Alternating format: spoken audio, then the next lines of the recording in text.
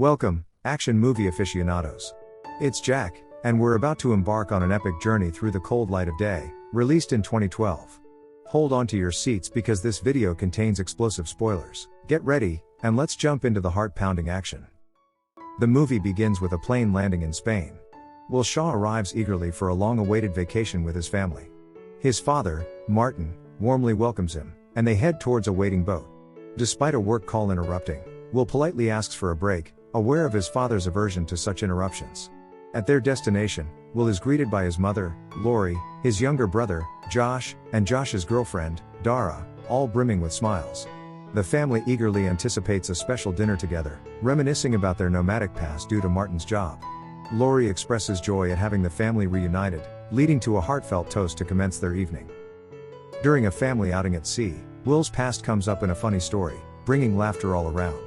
But the joy is short-lived when he gets a troubling call, his expression turning serious, spreading sadness to everyone. Eventually, he shares the news of his company going bankrupt, casting uncertainty over the family. Alone by the seaside, he reflects on the situation. At dinner, he apologizes to his dad for dampening the mood. In a heartfelt conversation, Martin also apologizes, understanding his son's struggle. The next day, tensions rise as Will remains preoccupied with his ringing phone while out on the boat. His distraction leads to a dangerous situation when Martin urgently asks him to steer, and a speeding motorboat nearly collides with them. Will leaps to save his brother's girlfriend, Dara, from being hit. Amidst the chaos, Will's phone rings again, prompting Martin to throw it overboard, sparking a heated argument. In a bold move, Will jumps into the sea, swimming towards town to find medical supplies and peace. He takes a moment to quench his thirst by the shore. Feeling uneasy, Martin watches as the menacing speedboat passes by once more, adding to his worries. After returning to the beach, Will can't find his family's yacht. Confused, he tries asking locals for help, but the language barrier makes it hard. He ventures into the waves, hoping a group of young people can assist, but their words are as incomprehensible as the sea's sounds.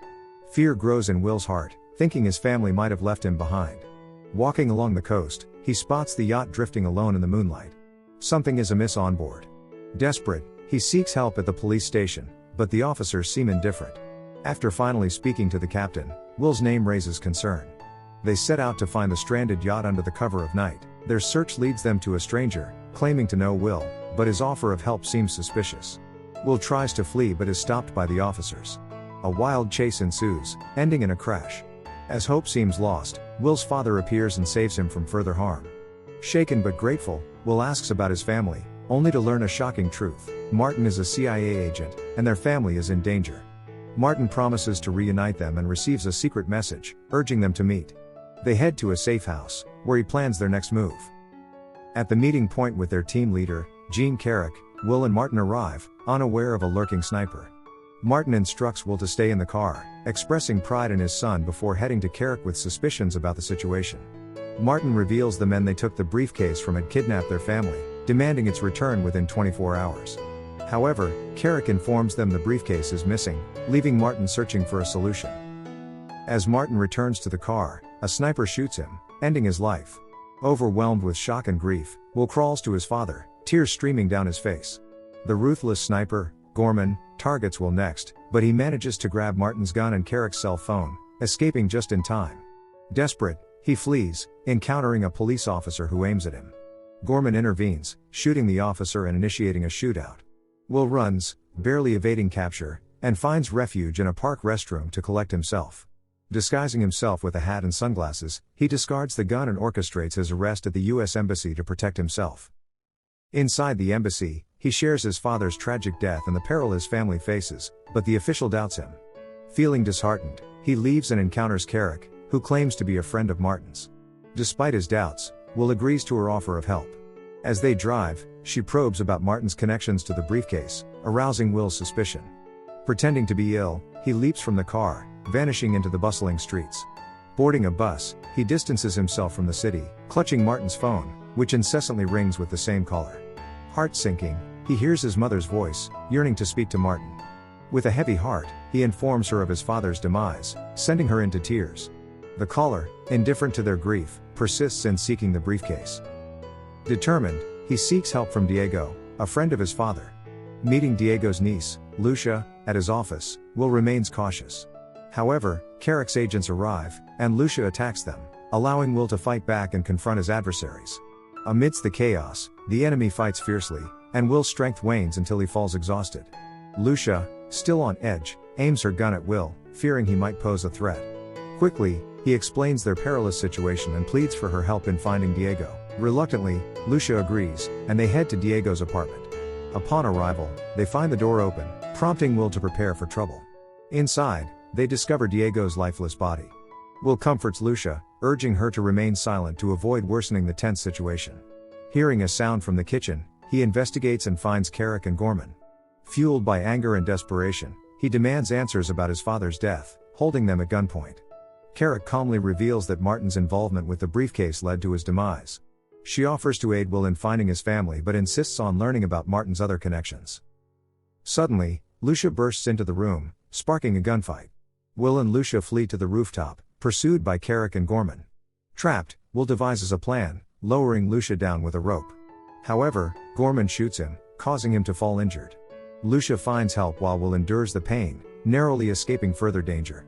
They flee again, but Carrick catches up, causing a crash. As she prepares to shoot, bystanders intervene, granting Lucia and Will another chance to escape.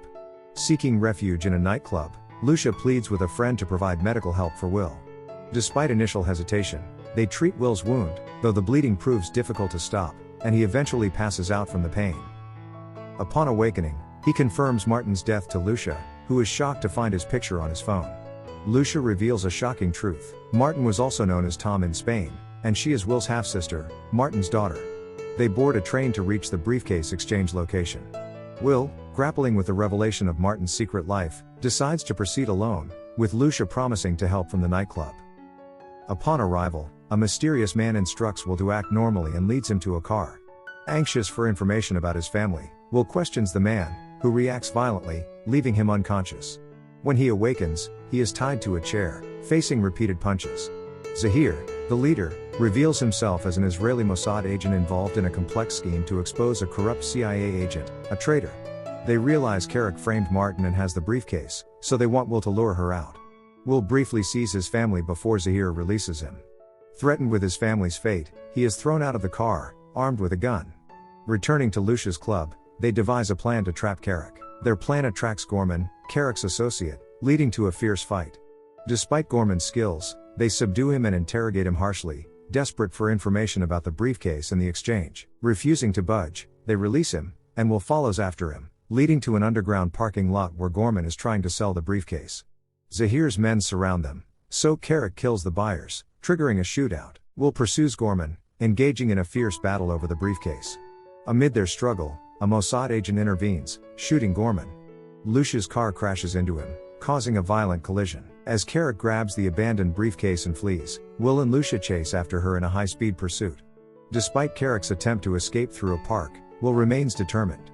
Spotting her in traffic, he causes a crash. Struggling, Will and Lucia commandeer another car, with Carrick in relentless pursuit.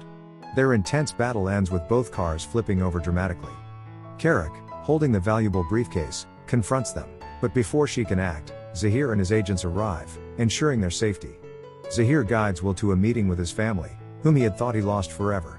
The reunion is deeply emotional, with tears and hugs mending their broken bonds. They also welcome Lucia warmly into their fold. Their peace is interrupted by Will's contemplation of a job offer from the CIA, leaving his future uncertain.